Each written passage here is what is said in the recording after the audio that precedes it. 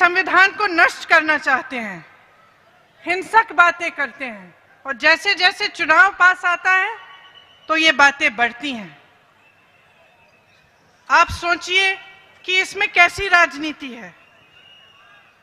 सत्य और हिंसा के सामने हिंसा का प्रयोग है, बनाने और बढ़ाने के सामने बिगाड़ने और बर्बाद करने का प्रयोग है। प्रधानमंत्री जी कई बातें बोलते हैं, बहुत मसले उठाते हैं। 5200 करोड़ रुपए उन्होंने सिर्फ इश्तिहारों पे खर्चे हैं। आपने आज सुबह का अखबार देखा? क्या देखा? अरे नहीं, मैं नहीं थी भैया उसमें। सबसे पहले पृष्ठ पर पूरा पृष्ठ भाजपा का इश्तिहार था, उसमें मोदी जी थे। अब आप अनुमान लगा सकते हैं कि इस एक पृष्ठ के इश्तिहार पे कितना खर्चा होता है। कितना? नहीं, 90,000 नहीं। कितना? 6 लाख भी नहीं, 30 लाख भी नहीं। आज मैंने पता किया कि भाई इस एक पृष्ठ के लिए कितना पैसा चलता है। 65 लाख रुपए, 65 लाख रुपए सिर्फ एक इश्तिहार के लिए। और भैया केजरीवाल जी भी कुछ कम नहीं है। अपनी पब्लिसिटी के लिए 611 करोड़ रुपए खर्चे हैं उन्होंने इस चुनाव में। एक ने 5200 करोड़ रुपए और दूसरे ने 611 करोड़ रुपए इश्तिहारों में। इसीलिए मोदी जी ये नहीं बताएंगे कि इनके शासनकाल में 45 साल से सबसे ज्यादा बेरोजगारी का दर क्यों बढ़ा है। ये नहीं बताएंगे कि 5 सालों में 3.5 करोड़ रोजगार कहां गए, घटे कैसे, ये नहीं बताएंगे। आपको ये नहीं बताएंगे कि LIC, BSNL, BPCL, रेलवेज क्यों बेच डाले। ये नहीं बताएंगे आपको कि हुनर की हत्या क्यों हो रही है इनके शासन में, कि GST नोटबंदी से किस तरह से उन्होंने दुकानदारों को मारा है, किस तरह से आपके बिजनेस को उजाड़ा है। ये भी नहीं बताएंगे कि ये जो इंडिया गेट के लिए योजना बनाई है, इसकी सुंदरीकरण के लिए इसमें 12,000 करोड़ रुपए खर्चने जा रहे हैं, लेकिन गरीब किसानों का बकाया क्यों नहीं दे रहे हैं। यहाँ पे अस्पताल क्यों नहीं बनाए दिल्ली में, जैसे मैंने कहा नई सड़कें क्यों नहीं बताई। इनके नारों से ही इनका स्वभाव पता चलता है। देश के हित में जो काम करते थे उनके नारे आपको याद होंगे।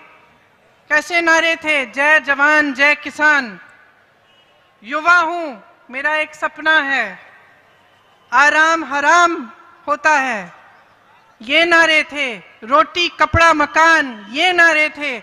आज के नारे सुनिए, गोली मारो, खून से तिलक करो, बोली नहीं गोली से बात करो। ये क्या देश को जोड़ने के नारे हैं?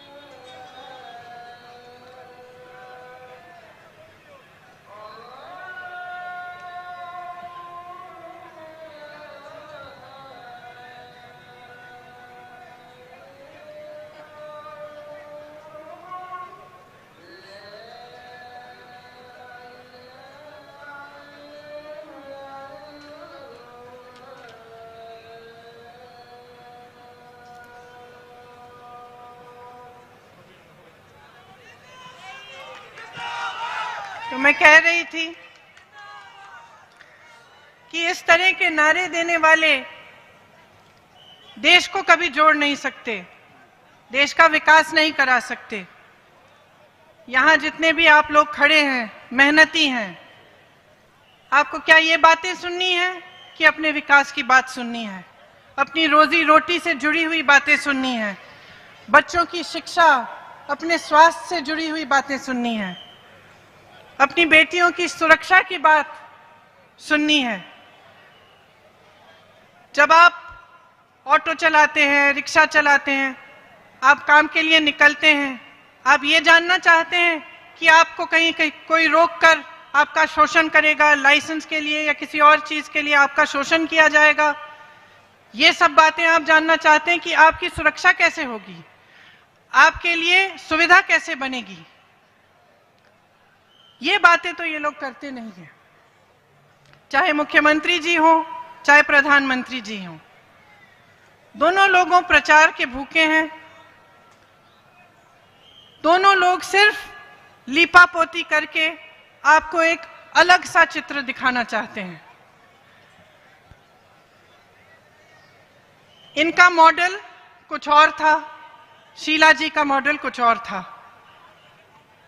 20 साल पहले जब मेरी नई नई शादी हुई थी तो अपने पति के कारोबार के लिए मैं यहाँ तुर्कमान गेट आती थी। तो तुर्कमान गेट पे रिक्शा से उतरती थी और फिर गलियों में जाती थी। छोटे से वहां पे उस समय कांच के मोती मिलते थे, तो उनको ढूंढने के लिए वहां जाती थी। फिर किनारी बाजार जाती थी किनारी ढूंढने के लिए, सदर जाती थी प्लास्टिक के थैलों को खरीदने के लिए।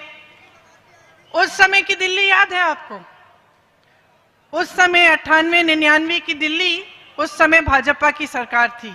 आपको याद था? याद है? ब्लू लाइन बसें थी, लोगों की हत्याएं होती थी रोज रोज, ट्रैफिक जैम पे ट्रैफिक जैम, मेट्रो नहीं था, सड़कें नहीं थी, अच्छी सड़कें नहीं थी, फ्लाईओवर नहीं थे। उस समय की दिल्ली के बाद शीला जी मुख्यमंत्री बनी, कांग्रेस की लगातार सरकार आई। आपने देखा कि किस तरह से, कितनी मेहनत से दिल्ली बनी। आज केजरीवाल जी कहते हैं कि उन्होंने बहुत मेहनत की। सच्चाई तो यह है कि शीला जी के जो विकास का मॉडल था उस पर इन्होंने अपनी मॉडलिंग कर ली। अपनी वेबसाइट पे आपके घर की घंटी बजाकर मॉडलिंग कर रहे हैं, लेकिन असली इमारत तो शीला जी ने खड़ी की थी। ये कहते हैं, केजरीवाल जी कहते हैं कि हमारा मूल्यांकन हमारे काम से करिए। तो आज मैंने एक रिपोर्ट कार्ड बनवाया, पढ़ के सुनाती हूँ। छोटे छोटे बच्चे होते थे तो बहुत रिपोर्ट पढ़नी पड़ती थी, आज मैं इनकी रिपोर्ट पढ़ के सुनाती हूँ। देखिए, कांग्रेस की सरकार ने 36 स्कूल बनाए अपने शासनकाल में। हर साल 36 स्कूल। आम आदमी पार्टी ने हर साल 6 स्कूल। कांग्रेस पार्टी ने 10 कॉलेज बनाए, आम आदमी पार्टी ने 0। 4 विश्वविद्यालय बनाए कांग्रेस ने, आम आदमी पार्टी ने 0। 21 अस्पताल बनाए कांग्रेस पार्टी में ने, आम आदमी पार्टी ने 0। 22,000 अस्पताल के बेड कांग्रेस पार्टी ने बनवाए, आम आदमी पार्टी ने 3,000। कांग्रेस पार्टी के शासन में 602 मोहल्ला क्लिनिक होते थे, जिनका नाम उस समय मेडिकल डिस्पेंसरी होता था। अब इन्होंने नाम बदल दिया, मोहल्ला क्लिनिक बना दिया, लेकिन इनके शासनकाल में सिर्फ 190 नई क्लिनिक बनी हैं। सड़कें की बात करिए, कांग्रेस पार्टी ने 5,000 किलोमीटर से ज्यादा नई सड़कें बनाई दिल्ली में, आम आदमी पार्टी ने कितनी बनाई? 0।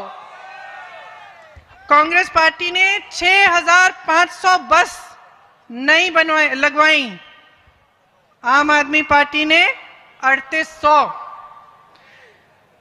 मेट्रो किसने बनाई? सिर्फ चौथा फेज बचा था, 3 साल से उसका डिले हुआ है, 3 सालों से कुछ काम नहीं हुआ उसमें। फ्लाईओवर कांग्रेस पार्टी ने 78 फ्लाईओवर बनाए और 12 जो अभी बन रहे हैं वो कांग्रेस के शासनकाल में ही शुरू किए गए थे। अनऑथराइज कॉलोनीज का जो रेगुलराइजेशन है 1500 कांग्रेस पार्टी ने कराई, आम आदमी पार्टी ने 0।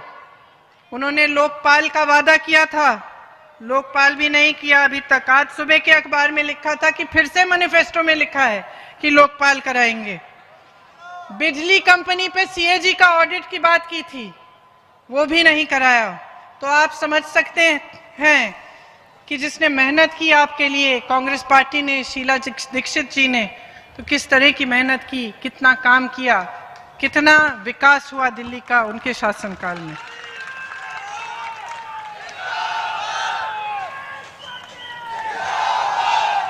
अब विकास कैसे हुआ? आप सबकी मेहनत से हुआ। ऐसे हुआ कि जो नेता आपके लिए समर्पित थे, दिल से आपके लिए अच्छा चाहते थे, आपको आगे बढ़वाना चाहते थे, तो अब समय आ गया है कि आप फिर से तय करें कि आप अपने उम्मीदवार को, अपने प्रतिनिधि को कैसे चुनेंगे, किस आधार पर चुनेंगे।